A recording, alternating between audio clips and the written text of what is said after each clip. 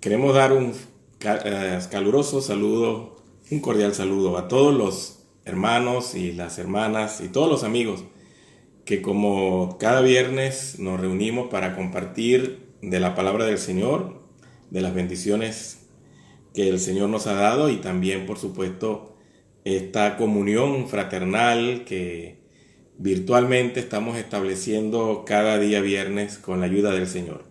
Bueno, como hemos estado compartiendo desde hace 2 semanas que empezamos nuestro estudio en la primera carta del apóstol Pablo a los tesalonicenses, continuaremos hoy con el capítulo 2.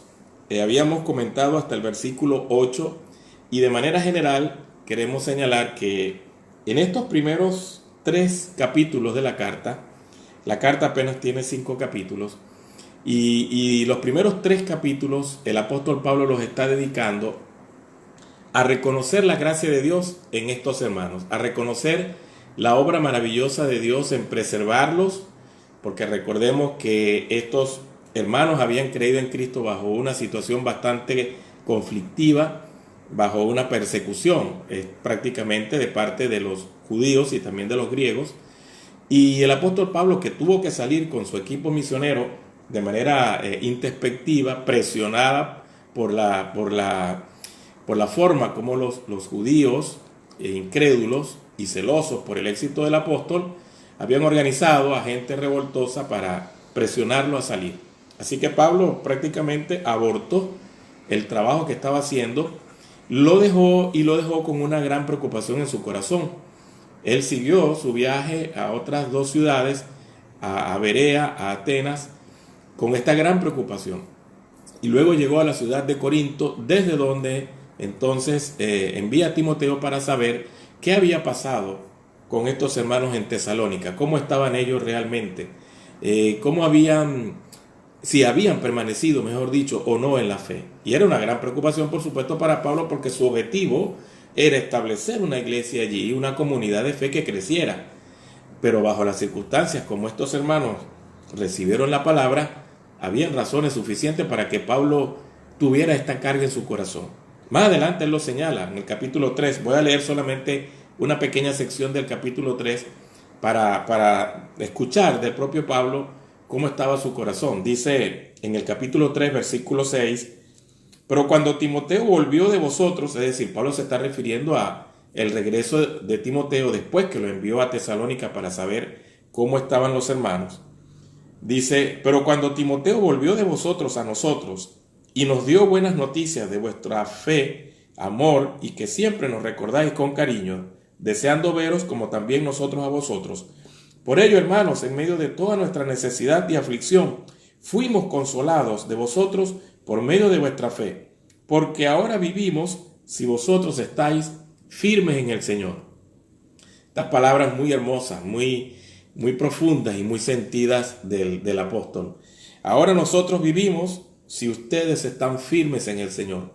Como que si la razón de la vida del apóstol, como que si su propósito en esta vida fuese la fe de los hermanos, la persistencia y la estabilidad de los hermanos. Y lo expresa de esa forma literal. Vivimos si ustedes están firmes en la fe. Y por supuesto estas noticias llenaron a Pablo de mucha alegría. Tanto es así que dedica 3 de los 5 capítulos que tiene esta primera carta, 3 a reconocer la gracia de Dios, a darle al Señor la gloria y por supuesto también reconocer lo que había sido esta persistencia de los hermanos en Tesalónica. Entonces en la última conversación habíamos hablado del capítulo 2 y de cómo Pablo estaba señalando 2 cosas importantísimas en este capítulo 2. Estaba hablando del mensaje y del mensajero, de la calidad de ese mensaje, de la fidelidad del mensaje, que no procedía del error, que no tenía una motivación engañosa y que tampoco era por avaricia, que era un mensaje que procedía de Dios. Y también hablaba del mensajero, o en este caso los mensajeros, porque recordemos que Pablo en esta carta está hablando a nombre del equipo que fundó esa iglesia. Y ese equipo lo constituían 3 personas: el apóstol Pablo, Silvano, que es el mismo Silas, y Timoteo. Pablo los menciona en el mismo capítulo 1, versículo 1. Y estos 3 hermanos estuvieron en este proceso de la fundación de la iglesia en Tesalónica y por supuesto Pablo dice, ni nosotros como mensajeros, ni el mensaje que llevamos a ustedes eran erráticos, tenían una mala procedencia, ni tenían una mala intención.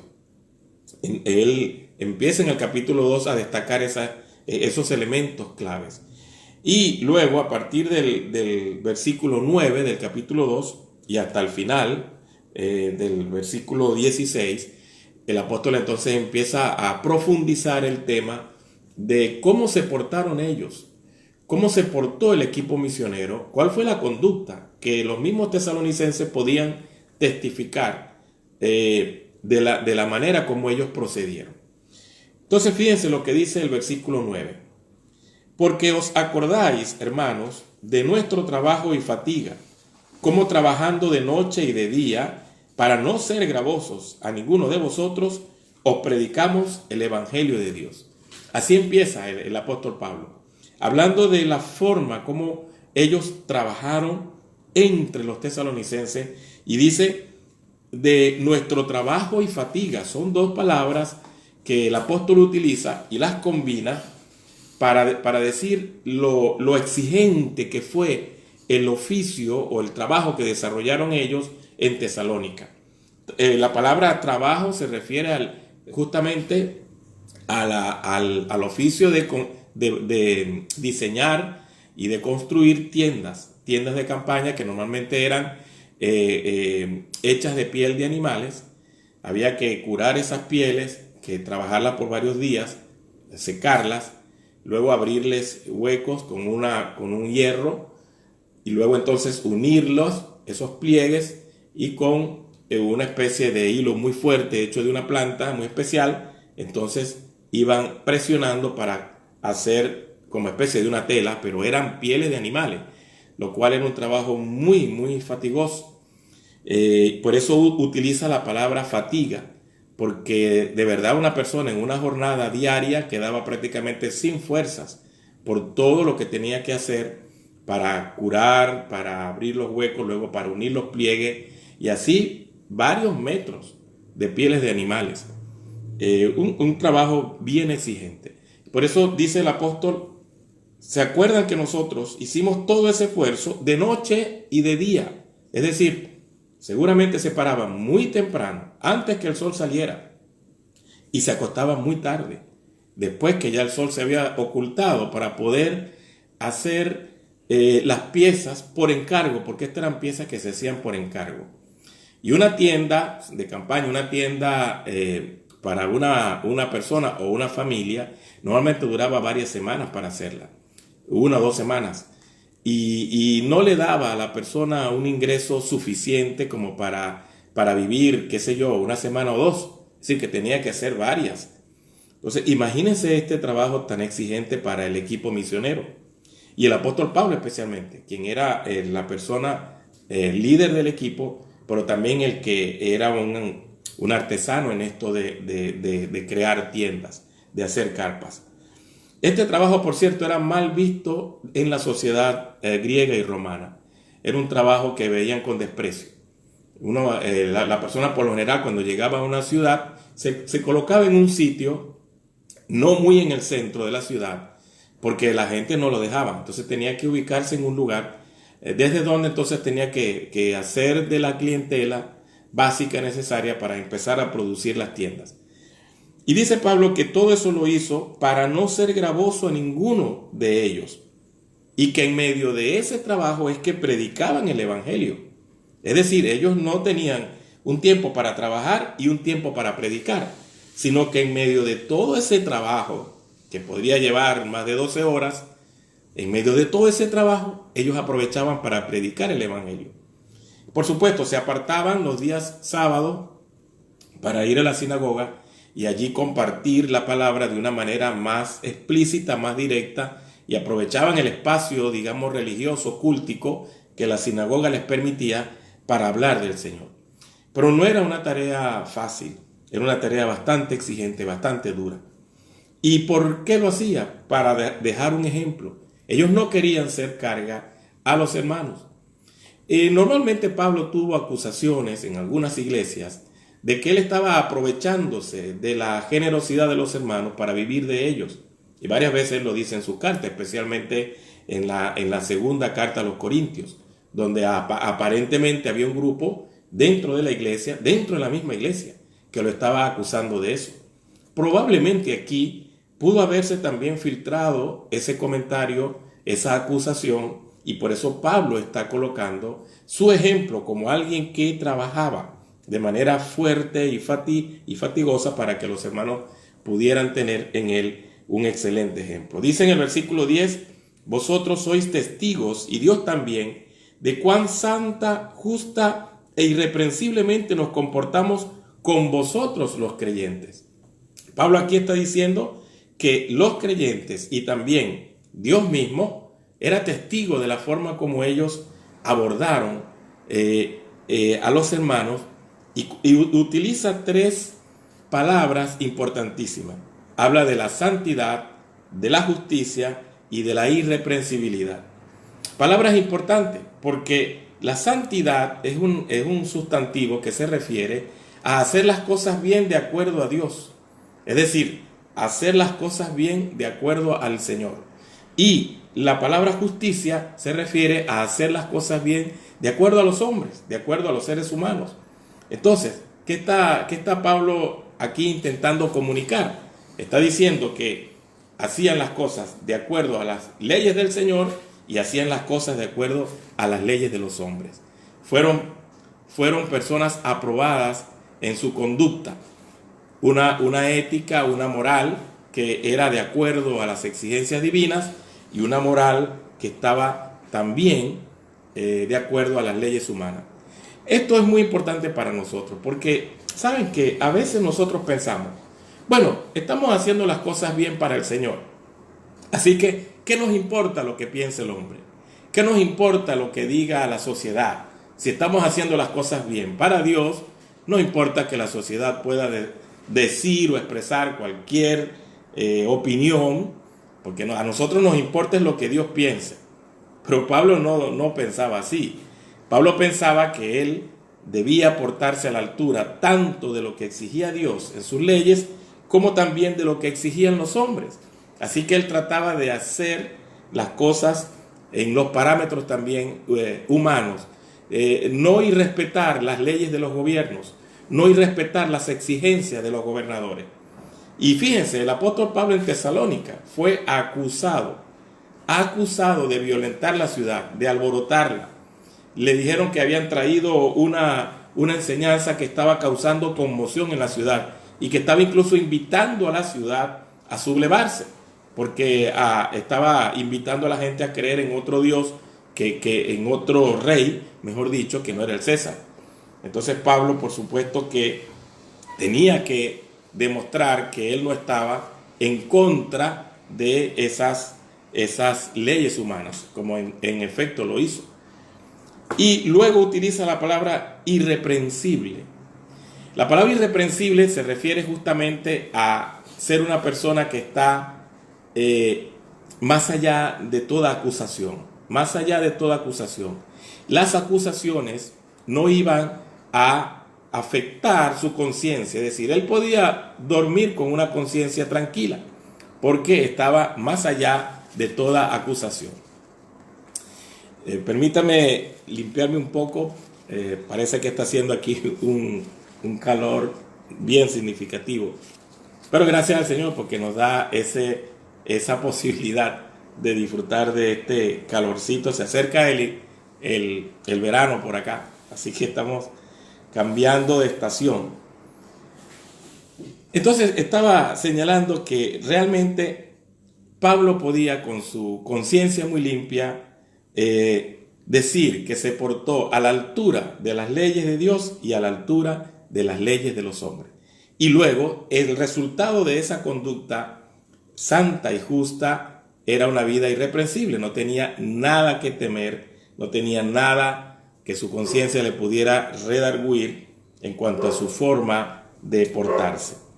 Y luego dice en el versículo 11, así como también ustedes saben de qué modo como el Padre a sus hijos, exhortábamos y consolábamos a cada uno de ustedes, y os encargábamos que anduvieseis como es digno de Dios, que os llamó a su reino y gloria. Entonces, Pablo está usando ahora una figura. Está diciendo que él se portó entre los hermanos como lo haría un padre con sus propios hijos. Fíjense que en el versículo 7, el apóstol coloca una figura de que fueron tiernos como la nodriza cuida con ternura a sus propios hijos. Usa una figura femenina. Una nodriza es una mujer que está que la contratan para cuidar a los hijos. Y prácticamente ella es una persona que, aunque es pagada, le pagan para cuidar a los niños. En este caso era una mujer que le pagaban para cuidar a sus propios hijos. Lo hacía con mucho esmero, con mucha dedicación. Ahora está utilizando una figura masculina. Dice como un padre que cuida a sus hijos. Y tres cosas señala que hace el padre con los hijos, en este caso el equipo misionero hacía con los creyentes. Dice, exhortábamos, consolábamos y os encargábamos que anden como es digno de Dios, que os llamó a su reino y gloria. Tres palabras que son muy llamativas, porque reflejan tres diferentes acciones que, por cierto, se espera que un padre haga con su hijo, pero en este caso él lo aplica a la realidad espiritual. En primer lugar, utiliza la palabra exhortar. Quiero explicar un poquito y detenerme acá con esa palabra. Exhortar tiene que ver con mostrarle a alguien, fíjense, mostrarle a alguien con la escritura que una conducta está equivocada. Mostrarle a alguien con la escritura que lo que está haciendo no es correcto y debe modificar o cambiar esa conducta. Eso significa o es la idea de esa primera palabra, exhortar. La segunda palabra, consolar, es ponerse al lado de alguien para acompañarlo en medio de una crisis, en medio de una situación complicada o difícil y darle ánimo. Es como poner el brazo al lado de alguien, pasarle su brazo y darle esa compañía, ese apoyo por una situación complicada que puede estar pasando o dolorosa, como quizás pueda ser la pérdida de un ser querido. Y la tercera palabra que aparece en el versículo 12, os encargábamos que anduvieseis como es digno de Dios. Esta palabra encargar sí es un poco más fuerte y tiene que ver con hablarle a una persona en un tono un poco más duro, sacarla de un error, pero confrontarla y decirle algo para que la persona reflexione. Y de las tres palabras es la más fuerte. Pero noten que realmente eso es lo que normalmente un padre hace con un hijo. Le demuestra que está equivocado, lo apoya, lo consuela o lo anima si está pasando por una situación de desánimo, pero cuando tiene que hablarle duro también le habla duro. Son tres acciones diferentes que tienen que ver con tres diferentes estados de ánimo por los cuales un hijo puede pasar. Pero el objetivo de todo, que está en el versículo 12, el objetivo por el cual exhortaban, consolaban y encargaban a los hermanos era que anduviesen dignos de Dios, que los llamó a su reino y gloria. O sea que todo eso hacía el equipo misionero, de exhortar, de consolar y de encargar, tenía que ver con una vida que sea digna de Dios. Es decir, este equipo de líderes, este equipo de misioneros, tenía un corazón totalmente entregado a estos hermanos y no escatimaban ningún tipo de límite o reparo para ayudarlos a que ellos crecieran en la gracia de Dios e imitaran a Jesucristo en su manera de vivir. Y me gusta una pequeña frasecita que está justamente en el versículo 11. Dice, consolábamos a cada uno de vosotros. O sea que había un trabajo personalizado, individualizado. El equipo misionero, por supuesto, que hablaba a la iglesia como grupo, como iglesia, pero también se enfocaba en los individuos. Y esto me parece muy importante, especialmente en tiempos cuando A veces el colectivo hace que se pierda la individualidad. Es decir, hay creyentes que están en el culto y son anónimos. Nadie se ha dado cuenta que ellos están allí. Nadie se ha dado cuenta de sus crisis, de sus luchas. Pueden ir un domingo con un gran pesar en su corazón y salir iguales. Y pasa toda la semana y no hay una especie de preocupación, de seguimiento para saber de la vida del hermano, para entrar en su dimensión individual y apoyarle, ese persona a persona. No hay. Y por eso el individuo puede perder su identidad dentro del colectivo. Aquí Pablo dice, no, lo hacíamos con cada uno de ustedes. O sea, era una preocupación por el creyente como individuo, sin dejar de atender también al colectivo. Tratamos a la iglesia como comunidad, pero también tratamos a cada hermano en particular. Y este trabajo de demostrarle a los hermanos por la Escritura lo que es la verdad, de consolarlos o animarlos cuando estaban pasando por alguna situación de efecto anímico en ellos, o confrontarlos cuando estaban cometiendo un pecado o un error, lo hacían también de manera individual. Esto me impacta a mí, la forma como ellos abordaron este trabajo, como un padre lo haría con su propio hijo. Luego, en el versículo 13, el apóstol ya deja de hablar un poco de ellos y del trabajo misionero, de la fidelidad de la palabra y de la santidad del equipo, para hablar ahora de los mismos tesalonicenses.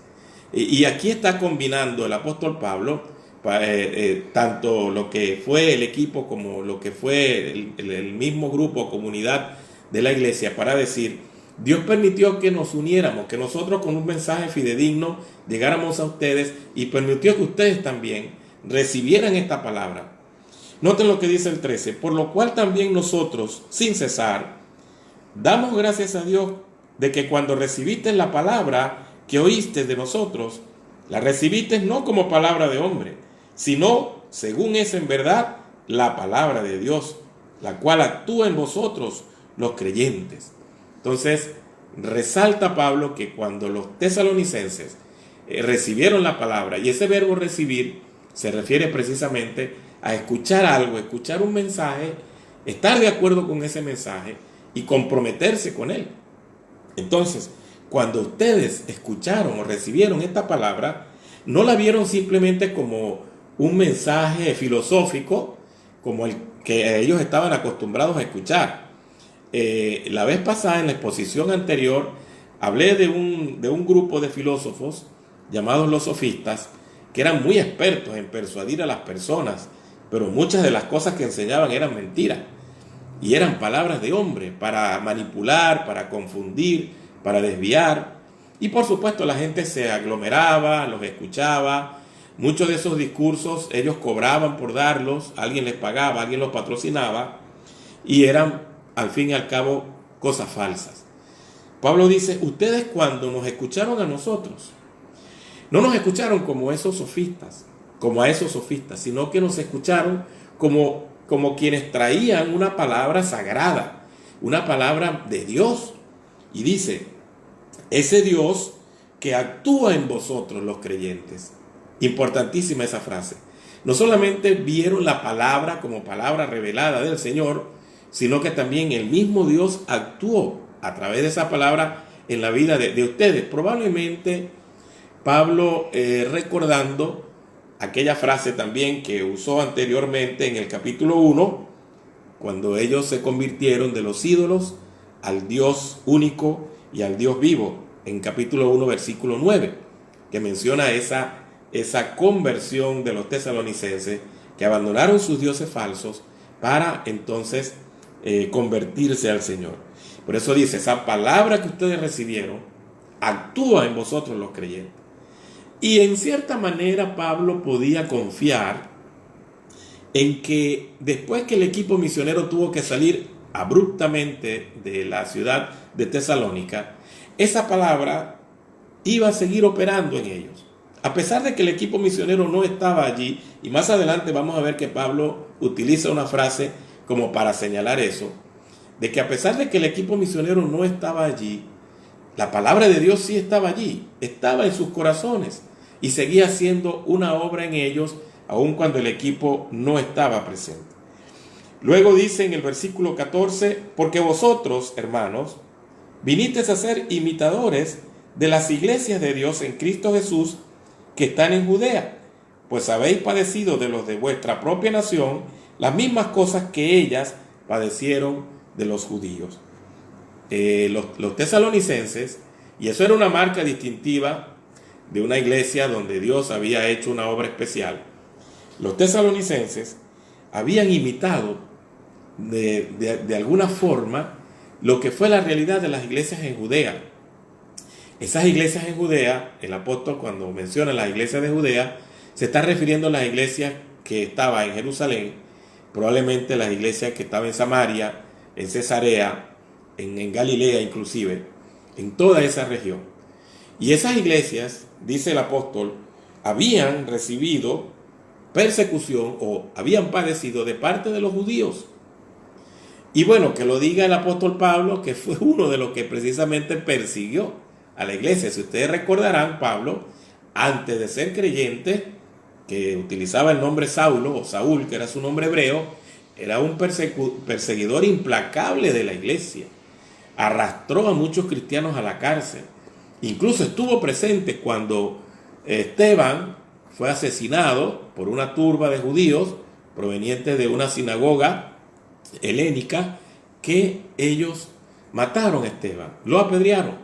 Y dice Lucas en el libro de Hechos, aunque Pablo mismo no participó del asesinato directo, pero estaba allí cuidando la ropa de las personas que lo estaban apedreando. Y usa Lucas una frase muy interesante: Pablo consentía en su muerte. Pablo consentía en su muerte. Y ese recuerdo persiguió al apóstol Pablo hasta el final de sus días, porque en varias de sus cartas lo menciona. Incluso en la última carta lo menciona y dice que, bueno, él lo hizo en ignorancia. Lo hizo en ignorancia y por supuesto Dios tuvo misericordia de él.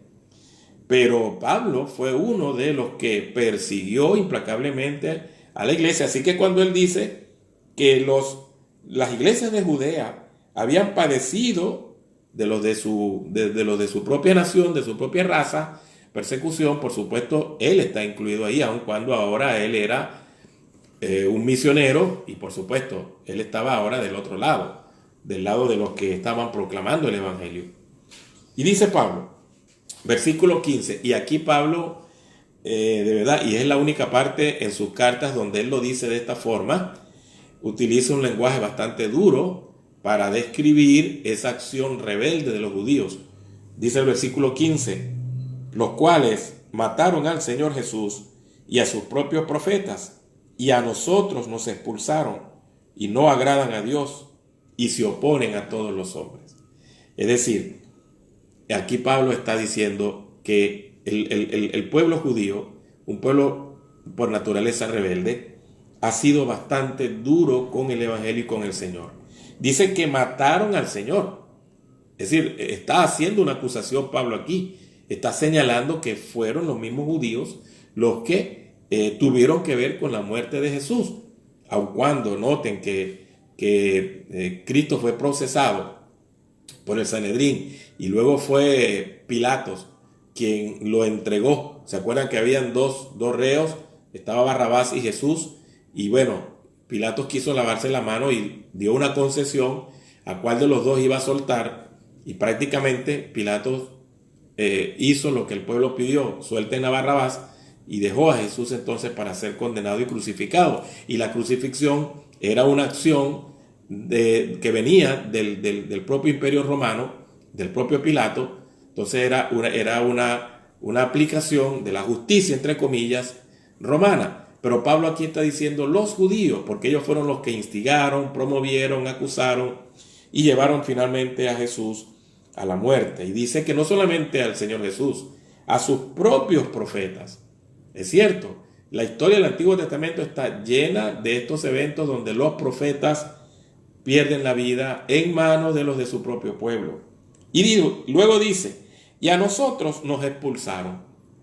Claro, el verbo está en pasado, pero recoge todo lo que era el sufrimiento de Pablo en cada ciudad que llegaba. Pablo llegaba a una ciudad, entraba a la sinagoga, predicaba el evangelio y enseguida se levantaba una oposición fuerte hacia él, que trataba de echarlo de la ciudad. Le pasó en varios lugares y él tenía que huir para no morir. Bueno, finalmente Pablo murió, por supuesto, algunos años más tarde, unos 12 o 13 años más tarde, el apóstol muere y muere justamente perseguido. Y todo eso, dice Pablo, que lo hicieron ellos, y en el versículo 15 lo señala, no agradan a Dios y se oponen a todos los hombres. Una acusación también fuerte. No agradan a Dios. La frase tiene que ver con que se colocaban al margen de la voluntad de Dios. Con esa actitud de ellos se colocaban al margen de la voluntad de Dios. No agradaban al Señor y se oponen a los hombres.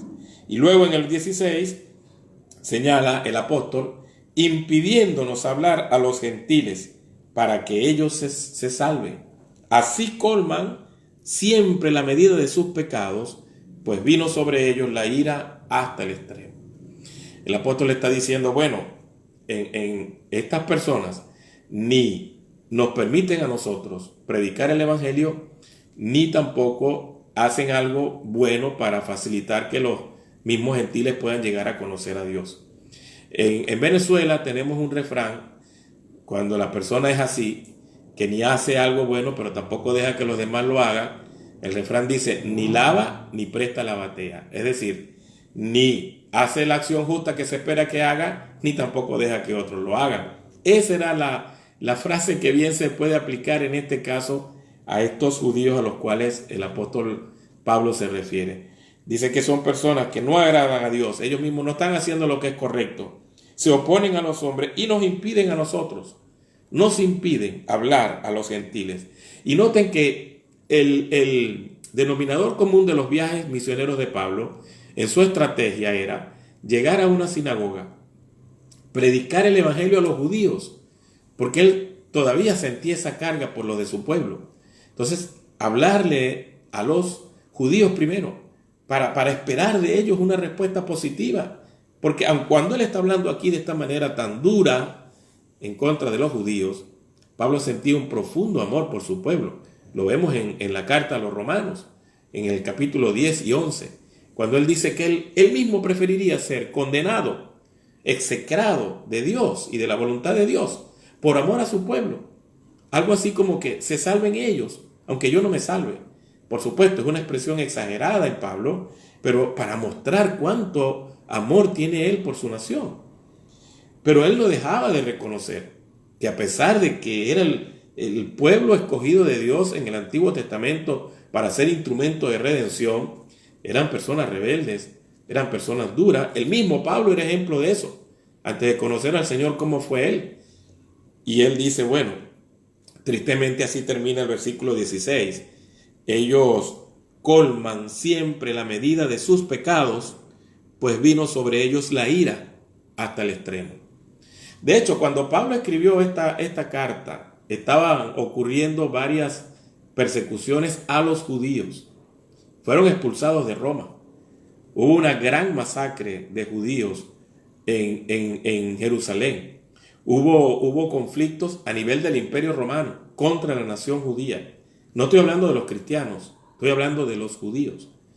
Y probablemente algunos pudieron haber asociado ese castigo, por decirlo de alguna forma, que los judíos recibieron con estas palabras de Pablo, que fueron realmente, fueron proféticas en un sentido, que de alguna manera ellos estaban recibiendo este tipo de castigo, de persecución, de matanza. En un solo día crucificaron 3.000 judíos en una ocasión. Eran situaciones muy, muy tristes y muy fuertes para este pueblo, pero Pablo dice, han colmado o han llegado a ese punto de que la ira de Dios se derrame sobre ellos.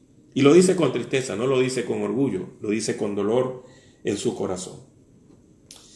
Entonces, repasando lo que hasta ahora hemos señalado, hemos visto que el capítulo 1, el apóstol Pablo, saluda como siempre en las cartas. Vamos a encontrar este saludo de parte del remitente. En este caso eran 3 personas que se mencionan en el saludo: Pablo, Silvano y Timoteo, que eran el equipo que fundó la iglesia.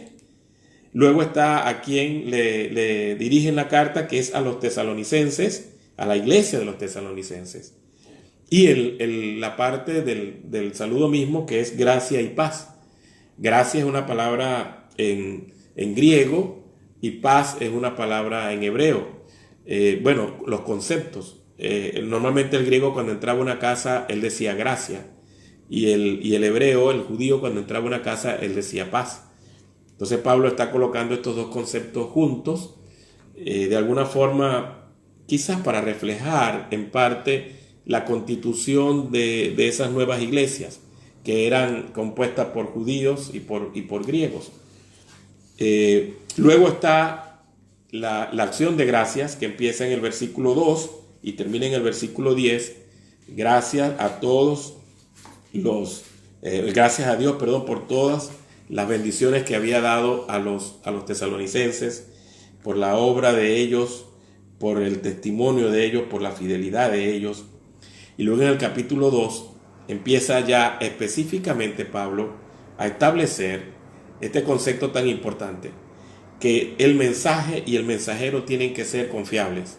El mensaje tiene que provenir de una fuente verdadera, correcta, y el mensajero tiene que ser una persona con intenciones puras, que viva en santidad, y como dice muy bien en el versículo 10, que tenga una vida santa, justa e irreprensible, tanto delante de Dios como delante de los hombres, que no tenga nada que su conciencia le pueda reclamar, que eso es lo que significa irreprensible. Y entonces el apóstol apela a la memoria de los tesalonicenses.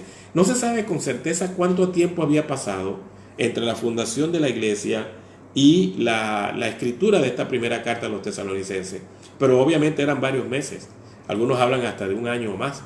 Bueno, probablemente sí, el tiempo entonces hacía que el corazón de Pablo estuviera bastante preocupado por ellos, pero él, después del informe de Timoteo, entendió que ellos estaban muy bien, y lo que hacía era recordarles a través de la carta que ellos como mensajeros se portaron a la altura de Dios y de los hombres, que su mensaje fue un mensaje totalmente fiel a Dios y puro, y que dieron más bien ejemplo mientras estuvieron allí con ellos de cómo debía portarse un cristiano. Por cierto, que fue la razón por la que Pablo no aceptó recibir ayuda de ellos. Pablo dice que realmente trabajó él con sus propias manos prácticamente 12 o más horas en el día para poder dar un ejemplo de no ser gravoso a la iglesia, no ser pesado a la iglesia. Quizá estas personas que se convirtieron no tenían suficientes recursos como para mantener al apóstol Pablo o al equipo, mucho menos. Entonces Pablo dijo: yo voy a trabajar con mis propias manos para que ustedes vean cómo debe ser el comportar de un cristiano en materia de trabajo, generar con su propio esfuerzo el recurso que necesita para vivir. Excelente ejemplo para nuestros días y un desafío para nosotros también. Y luego, por supuesto, él decía que su trabajo fue hecho con ese esfuerzo. Utiliza esas 2 palabras, trabajo y fatiga, para decir que fue bien exigente, y él no se quejaba por eso, porque él había sido formado para eso. Claro, él cuando estaba aquí en Tesalónica, él recibió una ofrenda de los filipenses, la iglesia de los filipenses que él había fundado antes de ir a Tesalónica. Le envió una ofrenda que lo ayudó probablemente algunos días, pero no fue suficiente y él tuvo que volver al trabajo. Todo esto entonces para decir que qué impresionante ejemplo el de este equipo. Y quizás aquí ya estoy llegando al final para resaltar algunas aplicaciones para nuestra vida. Qué impresionante el ejemplo de este equipo. Unas personas desprendidas, amaban el trabajo, amaban a las personas que evangelizaban, se preocupaban por cada una de manera individual, los guiaban hacia la voluntad de Dios, podían combinar muy bien el trabajo físico, el oficio, con la evangelización. No aquella excusa de que porque estoy trabajando y estoy ocupado y soy médico, abogado, profesor, ingeniero, no puedo predicar el evangelio. No, podían combinar muy bien el oficio con su perspectiva de predicar el evangelio. Así nació la iglesia, así nació la iglesia. Y ellos podían decirle a los tesalonicenses: ustedes son testigos, porque así lo hicimos. Y Dios también es testigo para nosotros de esta forma como nos comportamos. Qué impresionante ejemplo es de este equipo para nuestros líderes de hoy, nuestros pastores de hoy, nuestros misioneros de hoy. Cómo podían ellos dejar la vida en el trabajo que estaban realizando, con una profunda convicción de que Dios los había enviado, de que Dios los iba a respaldar y de que ellos podían estar con una conciencia tranquila que la palabra sembrada iba a seguir haciendo la obra. También otra aplicación que puedo notar acá es la misma actitud de los tesalonicenses. Me gusta esa frase: cuando recibieron la palabra de Dios, la recibieron no como palabra de hombre, sino como lo que en verdad es palabra de Dios. Saben que cuando una persona está escuchando el evangelio y lo toma a juego, lo toma a broma, lo toma como una fantasía o como lecciones morales, ya está cerrando la posibilidad de que Dios haga algo en su vida, en su mente, porque prácticamente está partiendo de una premisa: lo que tú me estás diciendo es una palabra como cualquier otra. Pero cuán diferente el corazón de una persona que está atenta al mensaje, porque entiende que es un mensaje que viene de Dios, respeta la Biblia, ve la Biblia como verdaderamente un libro que no es común y corriente, es un libro donde Dios ha revelado su pensamiento. Cuando una persona se acerca a la palabra con ese corazón, con esa actitud, por supuesto es una vida donde Dios va a hacer milagros, porque ya está partiendo de una presuposición importantísima. Esto que estoy escuchando es la palabra de Dios, no es cualquier palabra. Y luego el apóstol Pablo añade: palabra que opera en ustedes los creyentes, palabra que hace una obra completa y profunda en el corazón de los que oyen. Entonces, estas dos combinaciones, ¿cómo se dieron ahí en Tesalónica? Unos misioneros sacrificados, desprendidos, con una alta moral, una profunda convicción y una clara misión de lo que iban a hacer, y unas personas que tenían la sensibilidad y la humildad suficiente para recibir este mensaje como verdaderamente palabra de Dios. Cuando estos dos elementos se unieron, produjeron la iglesia de Tesalónica, una iglesia que llegó a ser ejemplo a otras congregaciones del poder de Dios, de una vida transformada, e inclusive dice el apóstol Pablo que llegaban a una ciudad y ya ni siquiera tenían que predicar, porque las personas decían: ah, no, sí, nosotros sabemos del ejemplo de los tesalonicenses, hemos escuchado lo que pasó con ellos. Y dice Pablo: ya prácticamente ni tenemos que evangelizar, porque las personas están dando testimonio de lo que Dios ha hecho en la vida de ustedes, y eso ya es una evangelización, una predicación. La verdad es que Dios, a través de esta palabra, puede hacer mucho en nuestros corazones si nosotros dejamos que el Espíritu de Dios haga su obra perfecta y completa. Gracias a todos por estar pendientes de nuestros estudios. Dios mediante, el próximo viernes entonces empezaremos en versículo 17 del capítulo 2 hasta el versículo 13 del capítulo 3, porque esto es una sección que ahora va a hablar del proceso a través del cual Pablo, con esa angustia en su corazón, envía a Timoteo y luego recibe de Timoteo este excelente reporte. Entonces empieza en el 17 del capítulo 2 y termina en el 13 del capítulo 3. Y fíjense, me gusta que haya sucedido así, para que se dan cuenta que no necesariamente un capítulo completo agota un tema.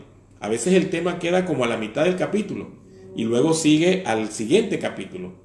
Eso vamos a comentar un poco el próximo viernes, cómo esa organización en capítulos y versículos, aunque ha ayudado mucho, por supuesto, también hay que ver las limitaciones que ha tenido y cómo sacarle más provecho a las divisiones. Y a veces una traducción tiene una división y otra traducción usa otra división. ¿Cómo poder nosotros manejar eso? De eso voy a hablar un poco, aunque es una parte técnica, pero nos va a ayudar a ver o a saber guiarnos en esto de los capítulos y los versículos y cómo seccionar un tema.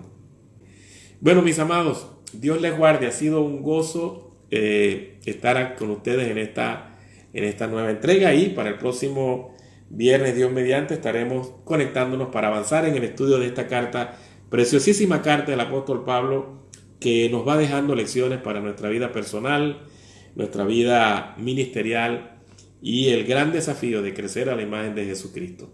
Un abrazo a todos y que Dios les bendiga.